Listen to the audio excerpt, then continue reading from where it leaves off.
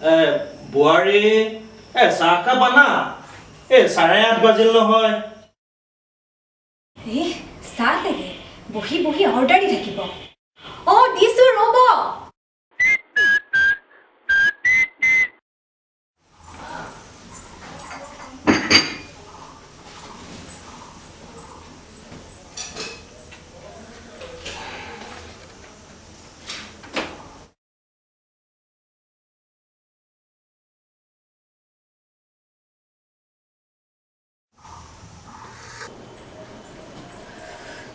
মই আৰু নোৱাৰিছো দেই আৰে কি হ'ল তোমাৰ ৰাতিপুৱা ইমান খং যে খং নকৰি আৰু কি কৰিম তোমাৰ দেউতাৰ ফৰমাইজবোৰ দিনে দিনে বাঢ়ি গৈ আছে মই ইমানকৈ খাটি থাকিব নোৱাৰো দেই আহা অলপ লাহেকৈ কোৱাচোন দেউতাই শুনিলে কি বুলি ভাবিব যি বুলি ভাবে ভাবি থাকক মুঠতে মই নোৱাৰিছো কিমান বাৰ তোমাক ক'লো যে তেওঁক কোনোবা বৃদ্ধাশ্ৰম এখনত থৈ আহাগৈ কিন্তু তুমি মোৰ কোনো কথাই নুশুনা এইবোৰ কি কৈ আছা তুমি তেখেত মোৰ দেউতা হয় মই সেইবোৰ একো নাজানো এইখন ঘৰত হয় তেওঁ থাকিব নহলে মই এতিয়া তুমি সিদ্ধান্ত লোৱা যে তুমি কাৰ লগত থাকিবা তুমি দেখোন জানাই মই তোমাক এৰি থাকিব নোৱাৰো তেন্তে দেউতাক কোনোবা বৃদ্ধাশ্ৰমত থৈ আহাগৈ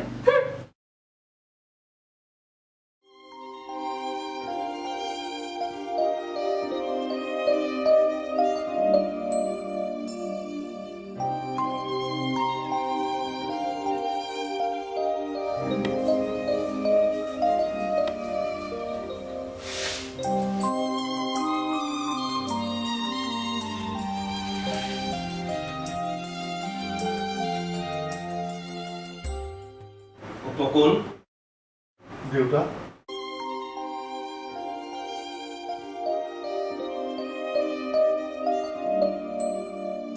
মোৰ বাবে চাগে বোৱাৰীৰ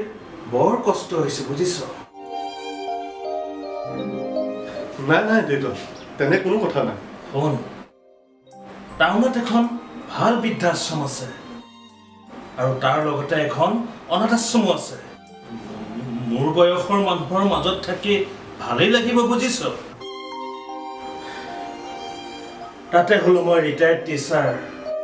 সেই অনাথ ল'ৰা ছোৱালীখিনিক পঢ়া শুনাত অকণ সহায় কৰিব পাৰিম সেই ঘৰত এনেই থকাতকৈ সেই বৃদ্ধাশ্ৰমখনে মোৰ বাবে বেছি উপযুক্ত হ'ব বুজিছ তই মোক তাতেই থৈ আহ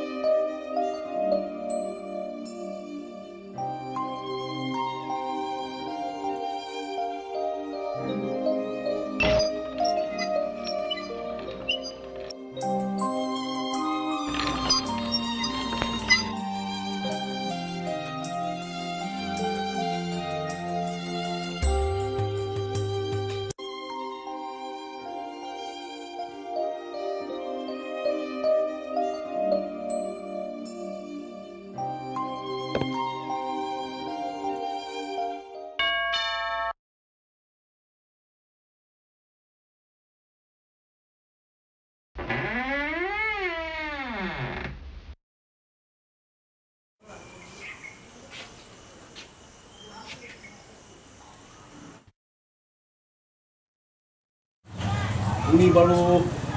অনন্ত বৰুৱা নহয়নে হয় কিন্তু আপুনি মোৰ আচৰিত নহ'ব আপোনাৰ দৰে ভাল মানুহ এজনক মনত ৰখাটো বৰ টান কাম নহয় পিছে আপুনি মোক চিনি পাইছেনে বাৰু ঠিক ধৰিব পৰা নাই মনত কৰকচোন আজিৰ পৰা প্ৰায় ২৬ বছৰ আগতে আমাৰ আশ্ৰমৰ পৰা আপুনি এটি শিশু তুলি লৈছিল তেতিয়াই মই আপোনাক মনত ৰাখিছোঁ অনাথ শিশু হয় তেওঁলোকৰ কোনো সন্তান নথকাত ইয়াৰ পৰাই এটি অনাথ ল'ৰা তেওঁলোকে তুলি লৈছিল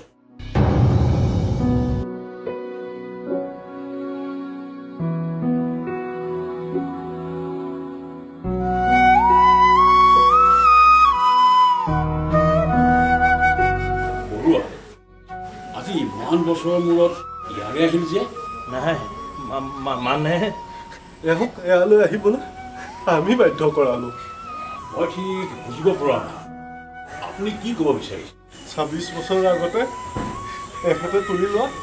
সেই অনাথ ল'ৰাজন মই। নহয় বাবা, এই তই কিয় এনেকৈ কৈছ হা? দেউতা, আপুনি মোৰ নিচিনা অনাথ এজনক নিজৰ নাম দিলে, ঘৰ দিলে আৰু শিক্ষা দিলে। যেতিয়া যি বিচাৰিছিলোঁ আপুনি সকলোবোৰ দিলে, আৰু আজি আপোনাক দেউতা, আমাক ক্ষমা কৰি দিয়ক।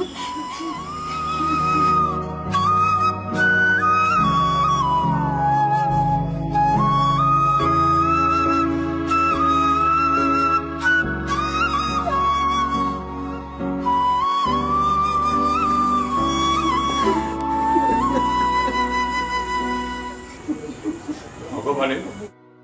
আপোনালোকৰ মংগল কৰক।